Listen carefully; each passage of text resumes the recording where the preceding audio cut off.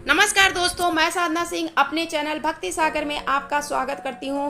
दोस्तों, अगर आप मेरे चैनल पे नए हैं तो मेरे चैनल को सब्सक्राइब करना ना भूलें, और अगर आज की वीडियो आपको पसंद आती है तो मेरी वीडियो पे एक लाइक करना ना भूलें और बाजू में बने हुए बेल आइकन के बटन को दबाना ना भूलें, ताकि आने वाली वीडियो की नोटिफिकेशन आप लोग को समय पे मिल सके। और कमेंट सेक्शन में जाकर मेरी वीडियो पे कमेंट करना ना भूलें, ताकि मुझे ये पता पड़ सके कि मेरी वीडियो आप लोग को कैसी लग रही है। तो मैं भोले बाबा के नाम का जयकारा लगाते हुए अपनी वीडियो को आगे बढ़ाती हूँ। तो दोस्तों, आज मैं अपनी वीडियो में बात करूँगी वट पूर्णिमा व्रत के बारे में, कि वट पूर्णिमा व्रत इस बार 2022 में कब रखा जाएगा और इसका शुभ मुहूर्त और महत्व क्या है। वट अमावस्या की तरह ही वट पूर्णिमा का ही बहुत ज़्यादा महत्व है। दक्षिण भारत के तमाम राज्यों में इस दिन वट सावित्री का व्रत रखा जाता है। तो आज हम वट पूर्णिमा की तिथि, महत्व और पूजा विधि के बारे में बात करेंगे।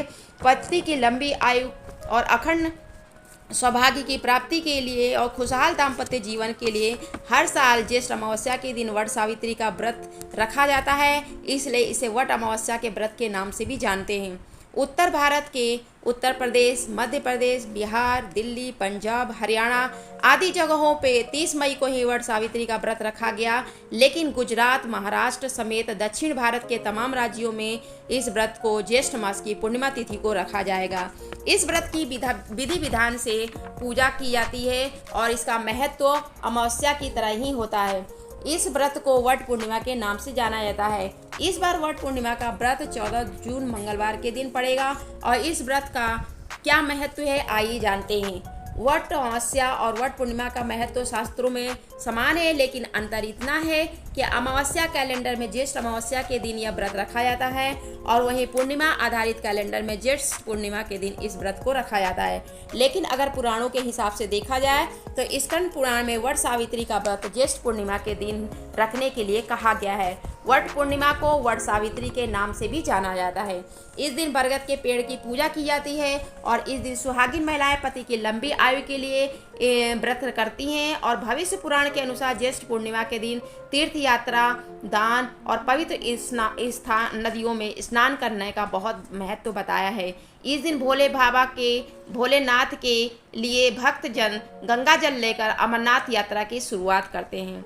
मान्यता है कि जिनके विवाह में कोई दिक्कत आ रही है या विवाह में देरी आ रही है, तो वो अगर वट पूर्णिमा का व्रत विधि विधान के साथ रख लेते हैं और पूजा कर लेते हैं तो उनकी ये सारी बाधाएं दूर होती हैं।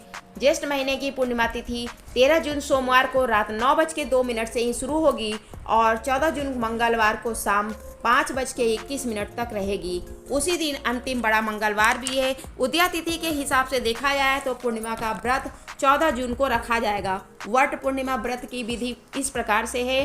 वट अमावस्या की तरह ही बरगद के पेड़ के नीचे हमें जाना होता है और पूजा करनी होती है। माना जाता है कि बरगद के पेड़ के नीचे ही सावित्री को यमराज ने 100 पुत्रों की मां बनने का आशीर्वाद दिया था।